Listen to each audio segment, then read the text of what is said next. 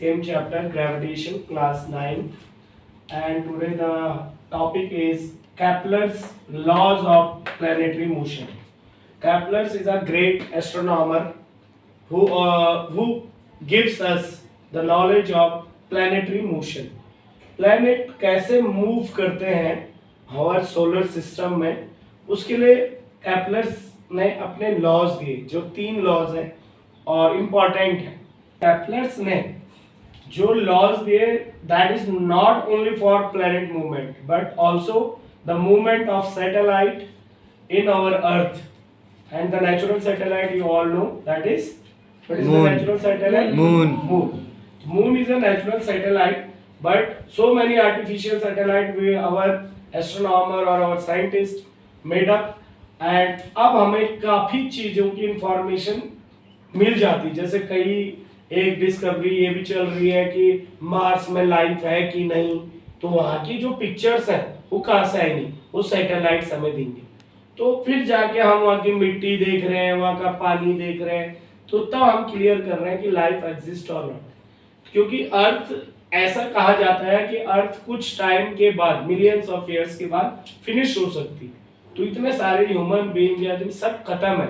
तो इसलिए scientist research पे है कि कोई और प्लेनेट भी है जहाँ लाइफ एग्जिस्ट करती है, तो उसके लिए हमें सैटेलाइट्स का जो इंफॉर्मेशन कलेक्शन हम कर रहे हैं उस पर डिपेंड करते हैं।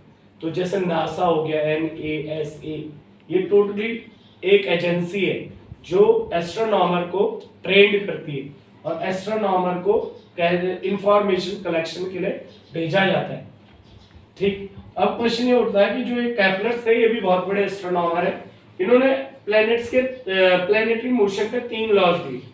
पहला लॉ इनका कहता है दिस वन, ये कहता है if there are planets and this is a elliptical orbit, elliptical shape में प्लैनेट्स मूव करते हैं, ये पहले कंफर्म है कि they are moving in elliptical orbit. तो इलिप्स है तो मैथमेटिक्स ये कहती है कि in ellipse there are 2 focus, एक फोकस F1, एक फोकस F2।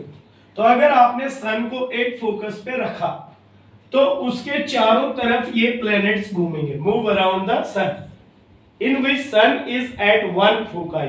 1 फोकाई मींस आप इधर भी ले सकते थे सन, कोई जरूरी नहीं इसी पे लेना, पर एक फोकस पे सन रहेगा और उसके चारों तरफ प्लैनेट्स मूव करेंगे। इसकी इंग्लिश में हम कैसे इस बात को कहें कि सन एक फोकस पे होना चाहिए और जो प्लैनेट्स है वो मूव करने चाहिए elliptical orbit.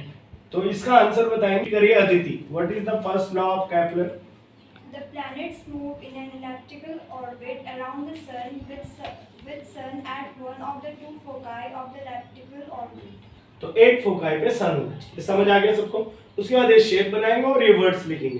Now come to the second law ने ये कहा कि अगर प्लैनेट सन के पास आ गया और एक प्लैनेट सन से दूर है, जो सन के पास प्लैनेट है उसका 2 पॉइंट हमने सर्च ले लिए, एक A और एक B, ये हमने अपनी तरफ से पॉइंट एज्यूम करा।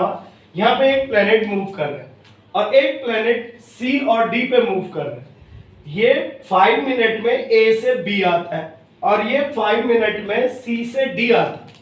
तो यहाँ पे आपके ब्रेन में एक क्वेश्चन जनरेट हो रहा कि यहाँ पे तो डिस्टेंस ज्यादा दिख रहा और यहाँ पे डिस्टेंस कम दिख रहा, तो ऐसा क्यों हो रहा है? इसका जवाब देंगे क्रिश। क्योंकि ये सन के क्लोजर है। क्लोजर होगा तो क्या होगा सर? जो प्लैनेट्स होते हैं वो फास्ट रिवॉल्व करेंगे और जो दूर होता है तब क्या होता है? सर स्लोली मूव करता है। तो ये बिल्कुल सही आंसर। जब ये डिस्टेंस आपको ज्यादा दिख रहा और आप कह रहे सर ये भी 5 मिनट में चला, और ये डिस्टेंस आपको कम दिख रहा और आप कह रहे ये भी 5 मिनट में चला, तो इनका कहने का मतलब है यहाँ पे जो है फास्ट चलेगा। कौन? प्लैनेट्स। तो फास्ट चलेगा तो भाई डिस्टेंस ज्यादा कवर करेगा, और यहाँ पे प्लैनेट स्लो चलेगा। ये अपने आप में एक डिस्कवरी है इस लॉ को प्रूव करने की। प्लैनेट का मूवमेंट है, ये तेज कम ना हो, ये एक जैसा हो जाए। तो इसका आंसर हमारे एक स्टूडेंट कृष्णा कह रहे हैं कि इस सन को आप सेंटर पे करो, तो हमने इसे सेंटर पे करा, इसने नो व्हाई?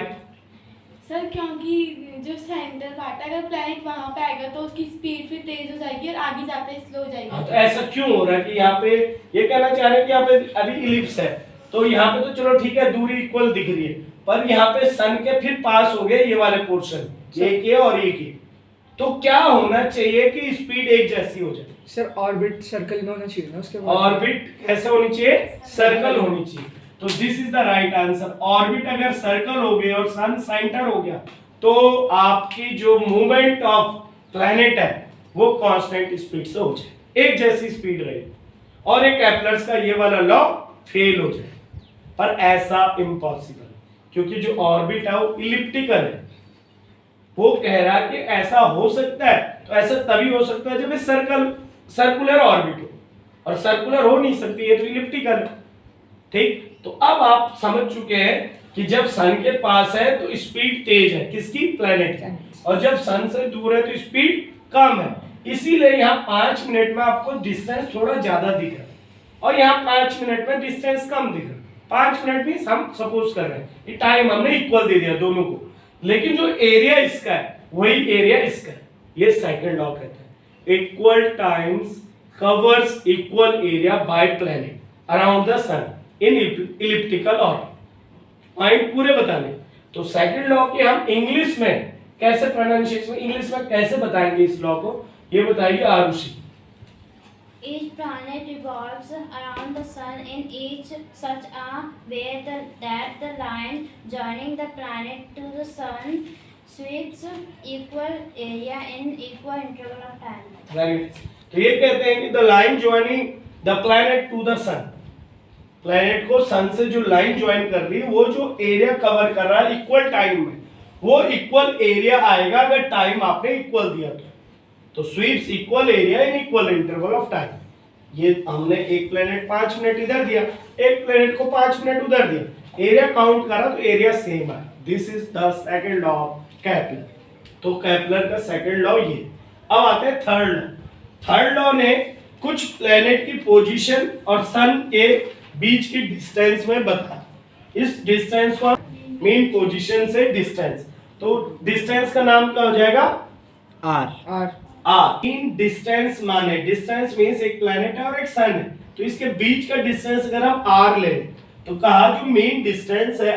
थर्ड लॉ ने कहा the cube of mean distance, जो ये डिस्टेंस है इसका cube directly proportional to the square of time period, time period के स्क्वायर के बराबर होता है। अब इसको हम सॉल्व करेंगे तो प्रोपोर्शनल हटेगा तो कांस्टेंट आएगा के, फिर हम के की वैल्यू निकालना चाह रहे हैं तो K equals to R cube upon T square. This is third law of Kepler कि R cube by T square always constant. इनको आप डिवाइड करोगे तो कांस्टेंट वैल्यू आएगी। This is the third law. So these 3 laws of Kepler's planetary motion are important for class 9. So today topic you have to learn these laws with proper language, and tomorrow I will continue that topic. Thank you.